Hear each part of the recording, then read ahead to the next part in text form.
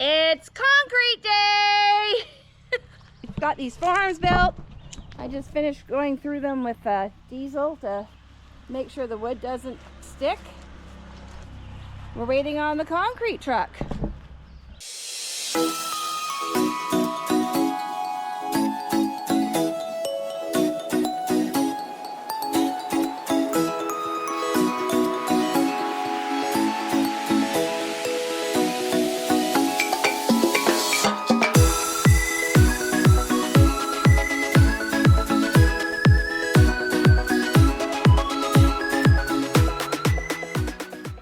After much ado and much thought, we are doing the final markings for our posts in our carport.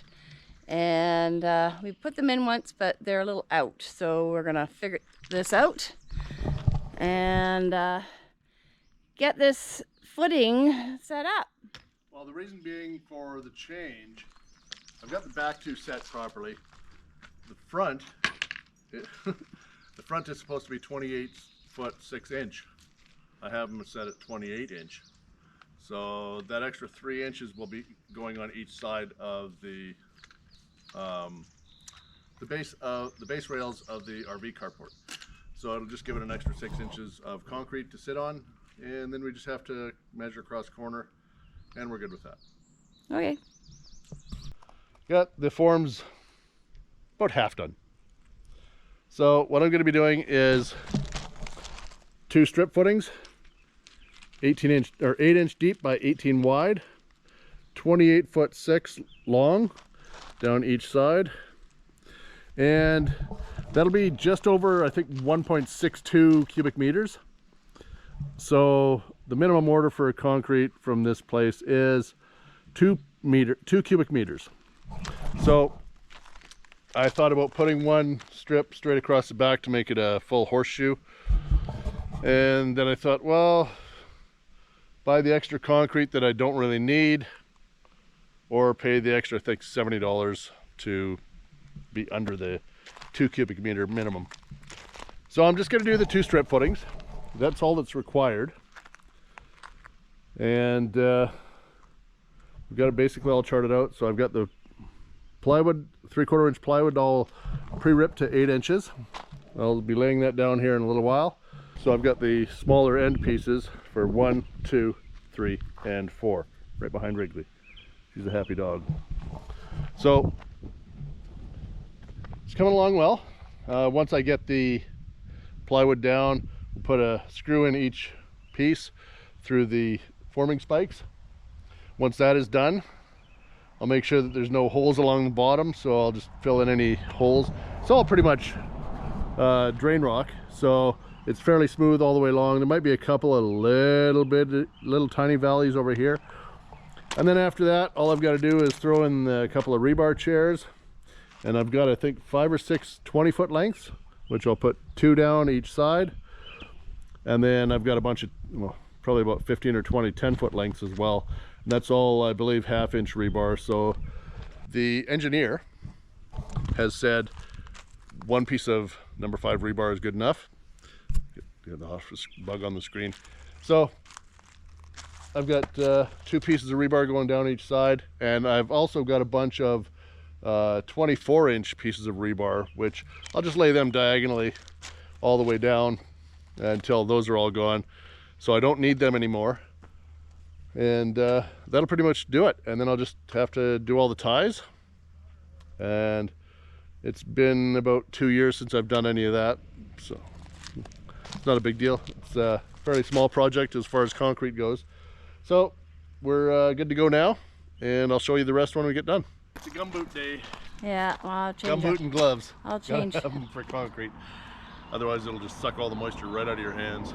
I'll change into my boots later. They're sitting right there. So Miriam just finished putting the diesel on the inside of the forms to make it easier for them to pull away. I wanted to use canola oil or vegetable oil instead, as it is another agent that you can use to pull the forms away.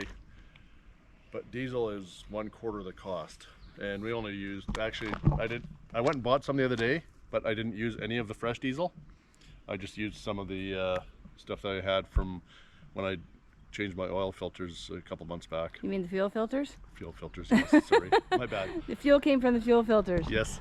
And anyways, so that was a good start to it, and we get a little box here made up for when we get the trailer in here, and I'll just be able to move this around to wherever the tongue jack is for whatever trailer we have in our RV carport.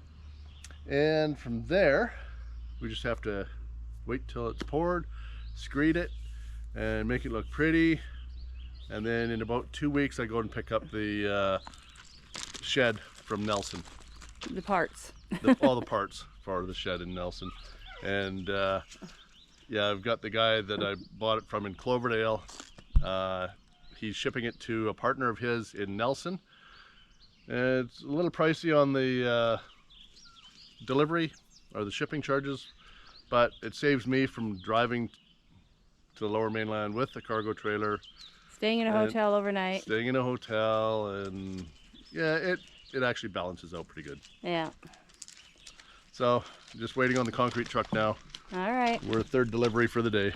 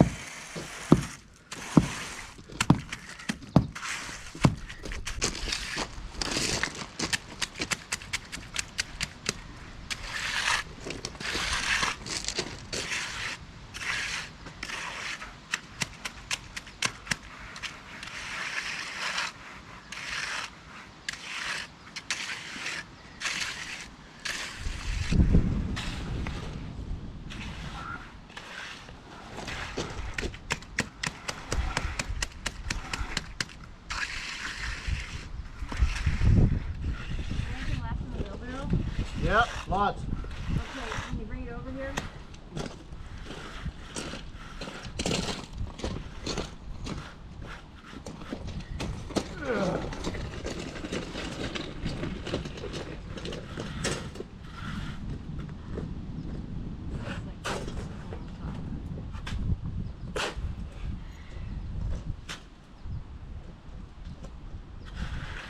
One more. Right there. Here. More. I think we're good for now. Spread the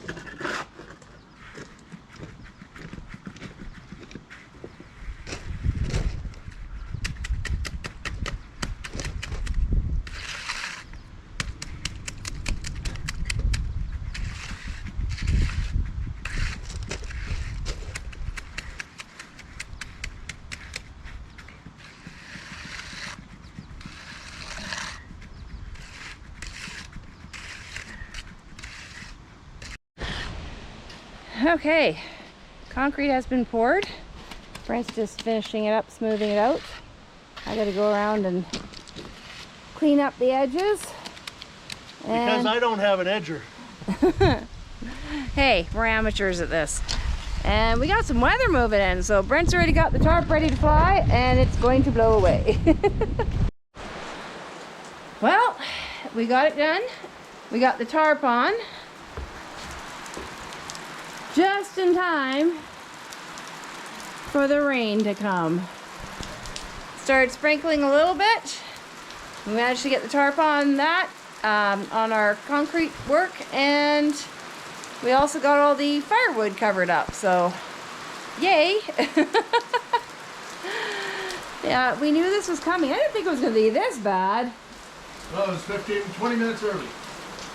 Oh, I didn't think it was supposed to rain this hard. No, it said less than 1 millimeter. Yeah. It rained probably a millimeter in the first minute. Yeah.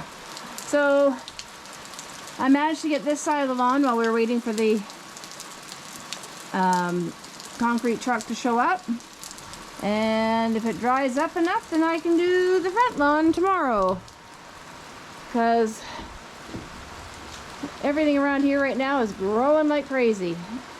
Oh, I took all my Canada Day decorations down and forgot one.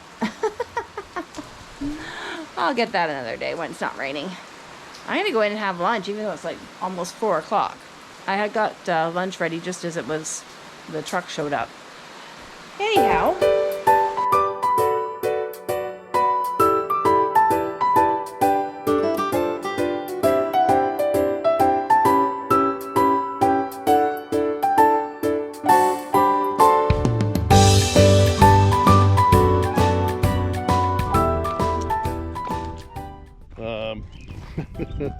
Oh, my brain's sitting down having a nap.